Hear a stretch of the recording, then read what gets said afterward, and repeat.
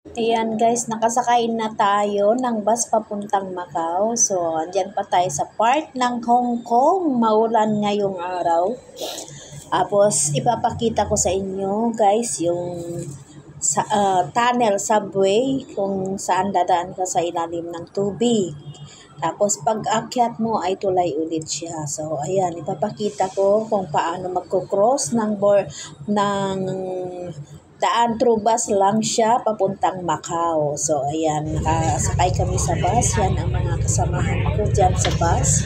Marami kami, per batch yan.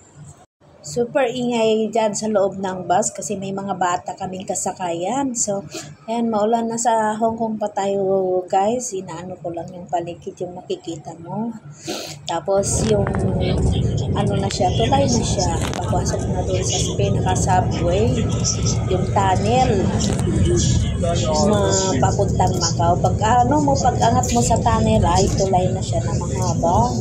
Na mga 30 minutes lang ang travel papunta ng Macau. Hong Kong to Macau, 30 minutes lang siya. Sa subway, sa ilalim ng subway, parang 5 minutes lang siya. So, ayan, nakikita ngayon.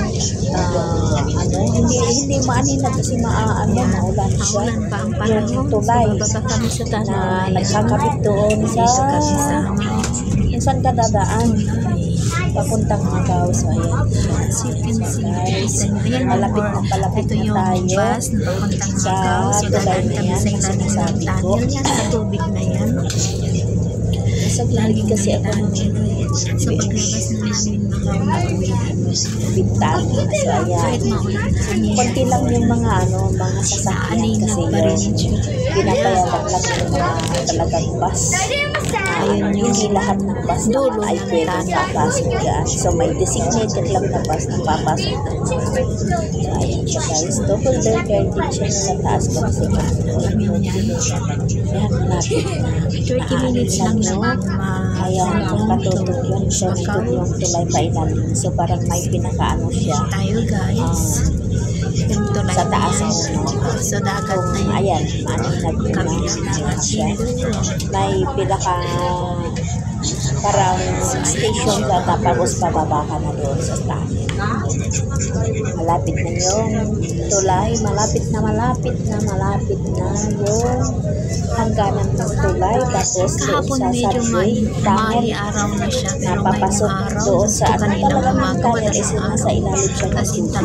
Hindi mo man siya makikita siguro kapag nasa taas ka. Pero hindi pa bayagan ng drone mo. Kung may drone ka, yung mga ano lang yan. Siguro ang dyan, mga kinaupo po, mga authorities lang yan. So, ayan yung tulay.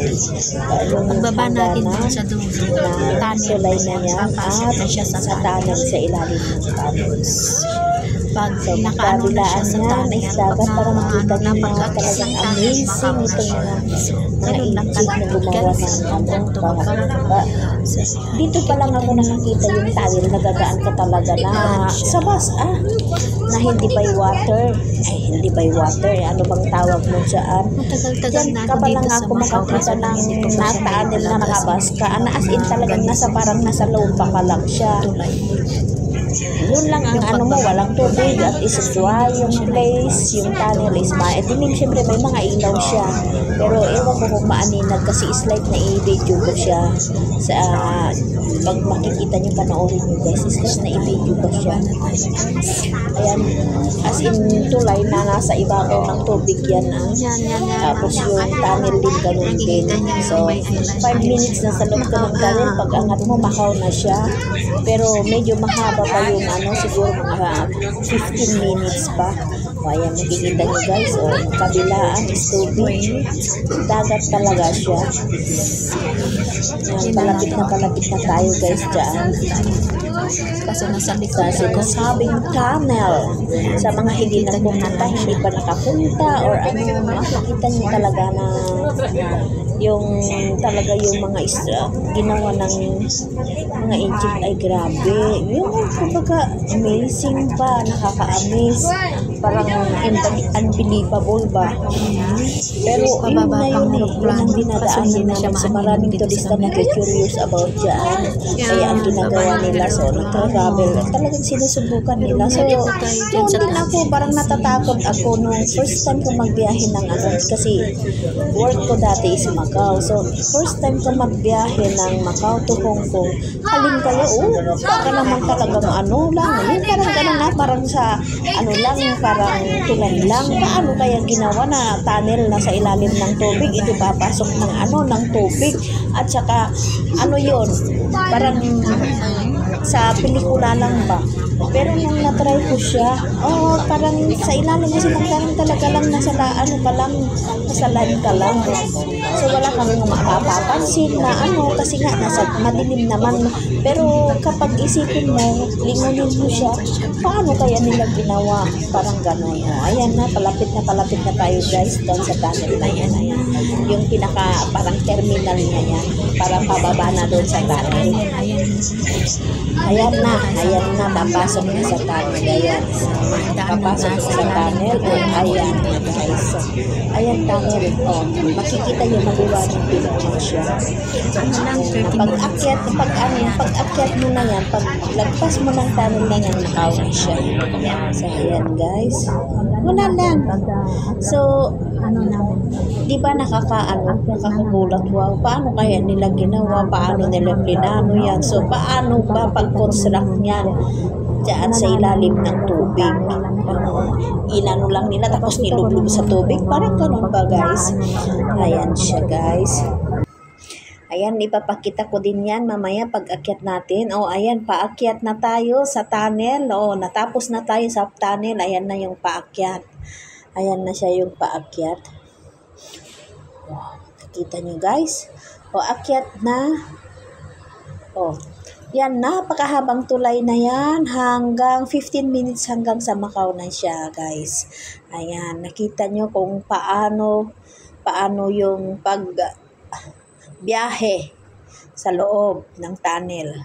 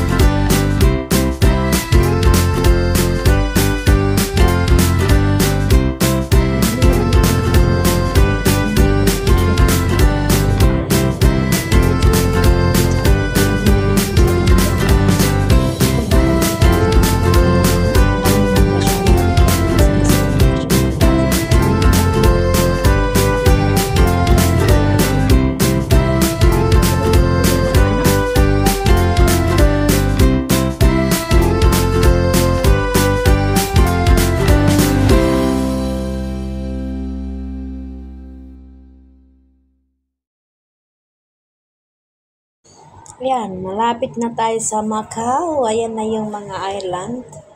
Part pa rin siya ng China yan. Kasi yung kabila is China. Nakikita yun yung mga island na yan. May mga bahay na actually siya dyan. Nakikita nyo, maaninag nyo siya. So, ayan. Malapit na tayo sa Macau. So, mga 5 minutes. So, nandyan lang sa Macau yan.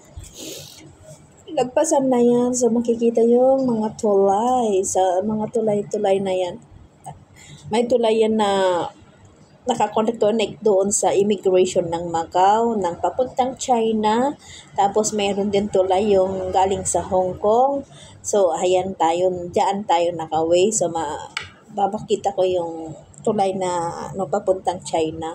Which is, malapit siya sa Guangzhou. Kasi ang natatandaan ko is sa Guangzhou kasi yun ang pinaka main terminal ng bullet train, Guangzhou, China. Ayan siya guys, ayan. So makikita nyo na yung mga maaninag, yung mga structure ng China. So talagang napakayaman na sila sa mga mga buildings, as in sa construction, as in ang galing nila. Ayan siya guys, may mga cottage na siya, may mga bahay siya, actually residential yan, maliliit, ayan siya. May mga residential na bahay na, pero tapos may tulay dyan kapag siguro maganda-ganda yung camera ko, makikita mo talaga siya. Ayan siya. Bridge naman yan kakonektado punta to China. Kasi kasabi ko, susumin ko, ayan yung tulay. So, papuntang pinaka-mainland China na siya from Macau. So, sa Macau actually, meron naman malapit kami from underground na Shanghai. Kaya lang, hindi siya yung pinaka-ano ng China. So, ayun, papasok kaya sa China. Invest na mag-bullet train ka na kung galing ng Shanghai. Kasi Shanghai to Guangzhou is, I think 1 hour lang sa bullet train. Kasi nakapunta na rin ako doon sa mainland ng as in 9 hours from Shanghai, from Macau to Shanghai, Shanghai to Guangzhou, change sa ng bullet train. So 9 hours, bali 9 hours lang. Doon kami sa bullet train, so may kainan na sa loob, may CR na sa loob, parang aeroplano din, parang may stewardess din na may mga crew sila ng mga pagkain, bibilhin mo yung pagkain ngayon. So ayan guys, andiyan na tayo, malapit na tayo sa, ayan na ang Macau, Kikita nyo guys, ayan na ang Macau. So saglit lang yung biyahe natin, hindi nakaka-board, hindi nakakabagot. So ayan siya guys, ayan pala, nandyan na ang Macau. So yan na, papasok na tayo doon sa checking ayan na ang Macau. So papasok tayo sa immigration. Yung bus kasi hanggang sa baba lang ng immigration, sa malapit sa pintuan ng immigration ng Macau para sa checking. Siyempre yung pag-enter mo kasi magkaiba man yan na country, although China magkakaiba sila. So may mga immigration yan para ko ka makapasok. So i-check nila yung passport mo, checking yung bagahe, hindi mo na i-declare yun. So ayan siya, papasok na tayo doon sa terminal ng mga bus, sa mismong pintuan ng immigration. Hindi ko na siya na-i-video guys kasi dahil syempre inuuna kong kasi mabigat yung bagahe ko. So ayan guys, see you Macau, welcome back Macau sa akin. So ayan, nakapasok na siya actually.